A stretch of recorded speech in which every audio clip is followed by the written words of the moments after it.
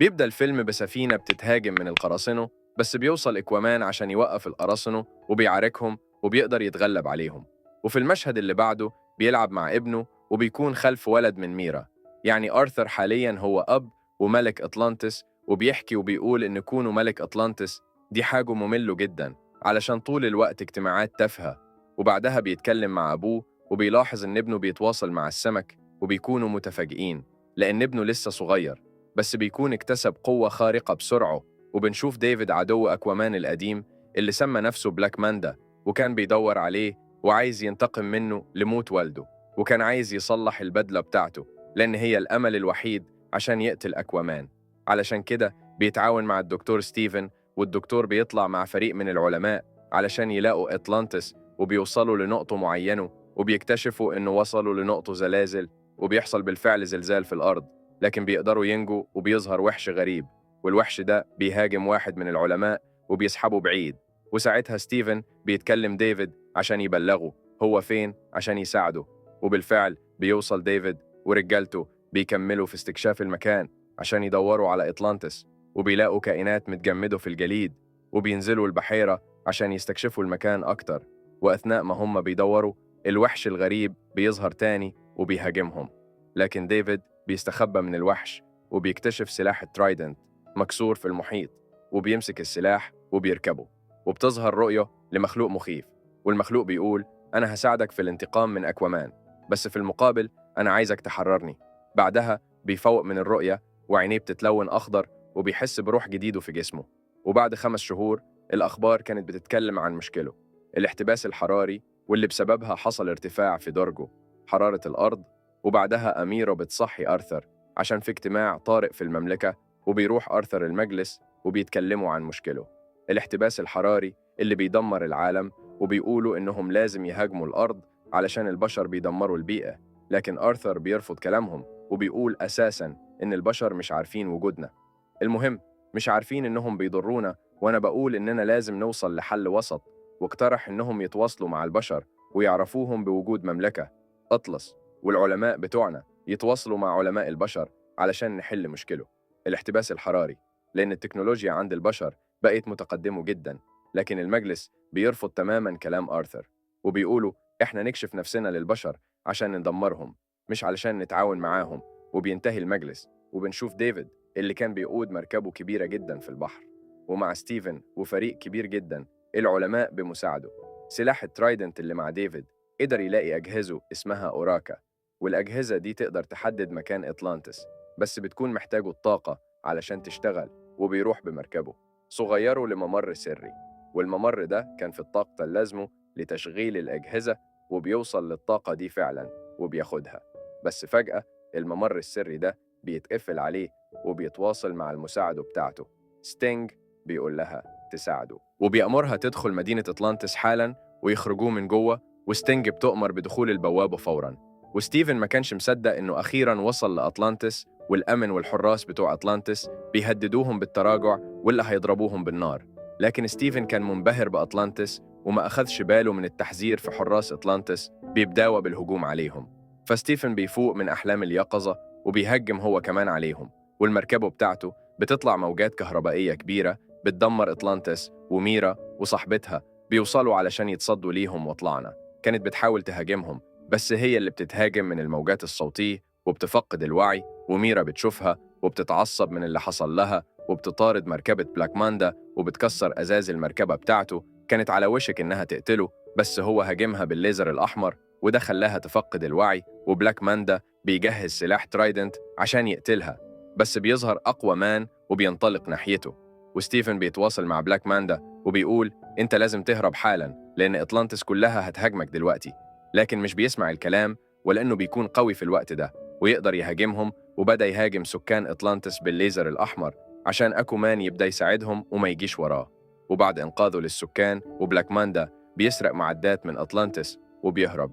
وثاني يوم في المجلس بيتجمعوا وبيلوموا أكوامان على اللي حصل، وبيقولوا إنه ما يستاهلش يبقى الملك، وقالوا إنه بيقضي معظم وقته على الأرض مش في المملكة معانا، وما قدرش يدافع عن أمه ومراته، فإزاي هيدافع عنا؟ وكمان كان بيلوم نفسه على إهماله، وكان متضايق وزعلان على ميرا. وبيتجمع إرثر مع أطلانه والملك، وبيتكلموا عن الأسلحة اللي معاه بلاك ماندا، وبيتكلموا في إزاي يقدروا يتغلبوا عليه. وأطلانه قالت لهم إنه معاه سلاح قوي وحصل عليه من 5 شهور، وقوه السلاح ده في المياه أثرت على الاحتباس الحراري ودمرت البيئة، ولو ما تصرفناش بسرعة فالجهاز اللي معاه هيعلي درجه الحرارة أكتر. وأكومان بيقترح إنه يروح لأخوه المحبوس هورم عشان يطلب منه المساعدة، لكن المشكلة إنه أورو محبوس في منطقة بعيده عن أطلانتس، وبيقول إنه لازم يهربوا علشان يساعدهم. بعد كده هيرجعوه ثاني، لكن طلعنا ونيريوس كانوا رافضين الفكرة في البداية، لكن بيضطروا يوافقوا عشان ما عندهمش أي حلول تانية. ونيريوس بيديه بدله بتخليه مختفي طول ما هو لابسها، والأخطبوط ده اللي اسمه توبو هيبقى معاه عشان يبعت رسائل لأطلانتس، وبيكون هو كمان خفي. وبنروح لأخوه وبنشوفه ضعيف جدا لأنهم كانوا بياكلوه أكل ضعيف جدا علشان يفضل عايش. وأكوامان بيوصل وبيحارب حراس السجن وبتغلب عليهم بمساعده البدله بتاعته، وبيدخل أخوه وبيستغرب إنه جاي ينقذه، وبيقول له ما أنت اللي حبسني، جاي تنقذني ليه؟ لكن أكوامان بيقول له إن في مشكلة وأنا محتاجك معايا، فبيوافق وبيخرجوا سوا وبيخلصوا على كل الحراس وبيخرجوا في الصحراء. بس في شوية من حراس السجن بيجوا وراهم، وأرم كان تعبان جدا ومش قادر يتخانق وبيقع على الأرض جنب البحر. وبمجرد ما المياه لمست أوتا رجعت من تاني وبيقوم مرة ثانية وبيفشخهم كلهم وبيهربوا هما الاتنين وبيرجعوا للمحيط. هما في السكة بيتكلموا في خطة للقضاء على بلاك ماندا، بينما ستيفن بيكتشف إن الأسلحة اللي حصلوا عليها خطيرة جدا وبتكون أخطر أسلحة عادت على تاريخ الأرض، وممكن بكل سهولة تدمر الأرض لو تم استخدامها. لكن بلاك مان ده مش بيكون مهتم بكلامه وبيكون عايز يقتل أكومان. وبيوصل آرثر وأخوه لمملكة تانية وبيقابل واحد اسمه كينج فيش وبيسألوه عن مكان بلاك مان ده، وبيسأله هو بالذات لأنه يعرف كل القراصنة والمرتزقة اللي في المياه، وبيوافق يساعدهم. بس بيقول لهم أنا عاوز جميله في المقابل، لكن أقوى من مش بيكون موافق على طريقته في الكلام، وبيقول له قول لي مكانه بدل ما أكسر البحر فوق دماغك. لكن كينج فيش بيستهزئ بيهم، وده اللي خلاهم يهجموا عليه. وآرثر وارم بيقدروا يتغلبوا عليهم بكل سهولة. وآرثر بدأ يستجوب كينج فيش، وكينج فيش كان خايف واضطر يقول لهم على كل حاجة. وبعد ما بياخدوا المعلومات اللي كانوا محتاجينها بيمشوا من المكان وبيسافروا الاتنين في المحيط لحد ما بيوصلوا لجزيرة، والجزيرة دي كان فيها مقر بلاك ماندا وكل إبحاثه. والجزيرة دي كانت غريبة جدا لأن كل الحيوانات والحشرات اللي فيها كان حجمها كبير عن العادي. وفي نمل العملاق بيشوفوا آرثر وارم وبيطردوهم، وبيوصلوا لحافه وبيشوفوا تمثال كبير قوي قدامهم، وآرثر بيضرب التمثال برجله وبيعمل منه جسر علشان يعدوا للناحية الثانية. ولما بيوصلوا بيدمروا التمثال عشان النمل ما يجيش وراهم. وستيفن بيروح الأوضة عشان يتكلم مع بلاك ماندا بس مش بيلاقيه موجود، وبيشوف قدامه سلاح الترايدنت، والفضول بيخليه يمسك السلاح وبيجمعه على بعضه، وبيشوف رؤية للوحش اللي اتفق مع بلاك ماندا، وبيشوف الخراب اللي هيحصل في الأرض لو الوحش ده اتحرر. وبيقول لديفيد بلاش تحرر الوحشة. بس ديفيد بيكون مليان من الغضب والكراهية وممكن يعمل مستحيل عشان يقتل أكومان، وبيهدد ستيفن وبيقول ما تتكلمش تاني في حاجة ما تخصكش. وفي الوقت ده إرم وأكوامان بيوصلوا لغرفه التحكم بتاعة بلاك ماندا، وهناك بيلاقوا الطاقة المسروقة وبيخش عليهم.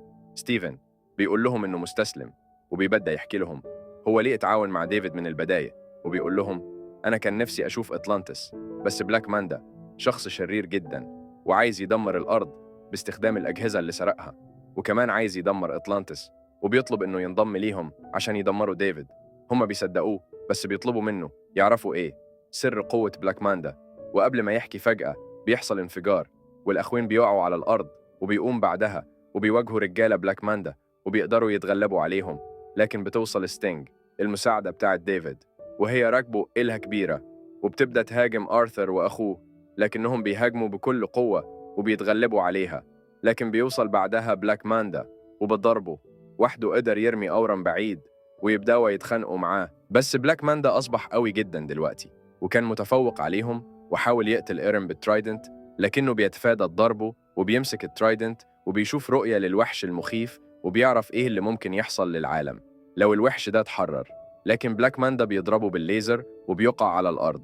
بلاك ماندا كان هيقتله بس بيحصل زلزال في المكان لأن نيريوس بيوصل للمكان بالجيش بتاعه بعد ما الأخطبوط توبوا بلغوا بمكانهم، ونيريوس والجيش بتاعه بدأوا يفجروا الجزيرة بالكامل، وبلاك ماندا ورجالته بيقرروا ويهربوا، ونيريوس ورجالته بينقذوا إرثر وإرم بيحكي اللي شافه لما مسك الترايدنت وقال: أنا متأكد إني شفت رؤية للمملكة السبعة اللي مفقودة، اللي كانت في يوم من الأيام جزء من أطلانتس، وسلاح الترايدنت اللي مع بلاك ماندا كان مع شخص اسمه كورداكس، وبيكون أخو الملك أدلين الغير شقيق، وجت عليه فترة وأصيب بالعظمة، وكان عايز يحكم الممالك السبعة بدل من إدلند، ولجأ للسحر الأسود وصنع سلاح التريدنت، والسحر الأسود خلى المملكة بتاعته اتلعنت، وكل شعبه اتحول لوحوش، وكورداكس كمان اتحول لوحش، وأدلين كان بيتوسل لأخوه عشان يوقف الجنان اللي بيعمله، لكنه بيرفض، وبتبدأ حرب ما بين الأخوين، والملك قدر يهزمه وعمل تعويذة وسجن أخوه وكل رجالته في البحيرة اللي ديفيد نزلها في البداية خالص. وبعدها بلاك ماندا لاقي الترايدنت بتاع كوردكس، والتعويذة مستحيل تتفك ويتحرر كوردكس إلا بدماء أدلان أو حد من رجالته وأطلانه. بتقول بما إن أدلان مايت أساساً، فبلاك ماندا محتاج يقتل حد فينا إحنا الأربعة علشان يحرر كوردكس. وفعلاً بلاك مان بيروح لبنت توم أبو أرثر وبيطعنه في بطنه، بس بيسيبه عايش وبيوصل أكوامان، بس بيكون متأخر، وبلاك ماندا ولع في بيته وخطف ابنه. وستيفن بيشوف بلاك ماندا ومعاه الطفل، وكمان بيكون متعصب جدا وبيكون عايز يرجع ابنه بأي شكل. بيقرر يساعد أكوامان لأنه مش موافق على تصرفات ديفيد، وبيبعت رسائل أطلانتس على المكان اللي هم رايحينه، وإنهم رايحين للقطب الجنوبي، وبتجيلهم الإشارة وبيقرروا يتحركوا على هناك. وكمان بيشغل الترايدنت بتاعته علشان يسيطر على كل الحيتان ويخليهم في صفهم، وبيخليهم يهجموا على سفينه بلاك ماندا وبيقدروا يدمروها، وكل طاقم بلاك ماندا بيغرق. بينما بلاك ماندا وستيفن وابن إرثر كانوا في سفينة صغيرة ورايحين للمملكة السبعة المفقودة، وبيخش المملكة بلاك ماندا وآرثر والجيش بتاعه كانوا جايين وراهم، بس بلاك مان ده بيكون حرر الوحوش بتوع كورداكس، والوحوش دول بيهجموا على جيش أطلانتس، بس جيش أطلانتس اللي آرثر جابه كان قوي وبيتغلب عليهم. ولما دخلوا جوه بلاك مان قال ستيفن: هات الطفل علشان أقتله، وستيفن بيديله شنطه على أساس إن فيها طفل، بس الشنطة دي بيكون فيها قنبلة وبتنفجر. لكن بلاك ماندا مش بيموت وبياخد الطفل وبيطلع سكينه علشان يقتله، بس الطفل بيصرخ وبيعيط وأكوامان بيسمعه، وبالفعل بيوصل في الوقت المناسب وبينقذ ابنه، وبتقوم خناقة ما بين آرثر وبلاك ماندا، وآرثر بقاتل دلوقتي علشان يدافع عن ابنه فبيقاتل بكل قوة، لكن بلاك ماندا كان أقوى من آرثر وبيوقعه في الأرض، وقبل ما يقتله بتدخل ميرا وبتضرب البدلة بتاعت بلاك مان وبتوقعه في الأرض. بلاك ماندا بيشوفها وهي بتاخد الطفل وبتمشي وبيحدف عليها التريدنت قبل ما تمشي، بس هرم بيلحقها في آخر لحظة ومسك هو الترايدنت. قوة كوردكس اتنقلت لآرم، وبلاك مان بقى ضعيف جدا وكمان بيقدر يتغلب عليه بكل سهولة، لكن كوردكس اتحكم في آرم وخلاه يهاجم أخوه وبيعوره، وأول ما آرثر بينزل منه دم باستخدام الترايدنت، ساعتها بيتحرر الوحش والجليد بيتشال من عليه، وآرثر أخذ الترايدنت من آرم وحذفها على كوردكس، لكن كوردكس بيمسكها، بس آرثر بيحذف الترايدنت بتاعته هو كمان، فبيحصل انفجار كبير وبيموت كوردكس، وبعدها المملكة بتبدأ تنهار، وبشوف بلاك مان ده بيقع وكان هيموت. بعدها بيروح علشان ينقذه، لكن بلاك مان ده بيرفض بياخد منه أي مساعده، بيقرر ينط وبيرمي نفسه وبيموت، وكل الأبطال بيخرجوا عايشين، وكمان بيسلم على أرم وبترجع علاقتهم زي الأول. بيقول له: أنت الملك المناسب الأطلانتس، ولو عايز تعمل أي حاجة اعملها من غير ما تاخد رأي المجلس. وثاني يوم فعلا بنشوف مملكة أطلانتس بتطلع من فوق المياه وبتظهر قدام العالم كله، والأخبار كمان بتتكلم عليها، واللي كانت كل مفكرها اسطورة مش حقيقية. وكمان بيعرف نفسه إنه ملك أطلانتس وأهل الأرض، وبيدعو للوحده ما بين مملكة أطلانتس والأرض عشان يقضوا علي أي خطر سوا. وبينتهي الفيلم. ما تنساش تعمل لايك واشتراك وتفعل زر الجرس.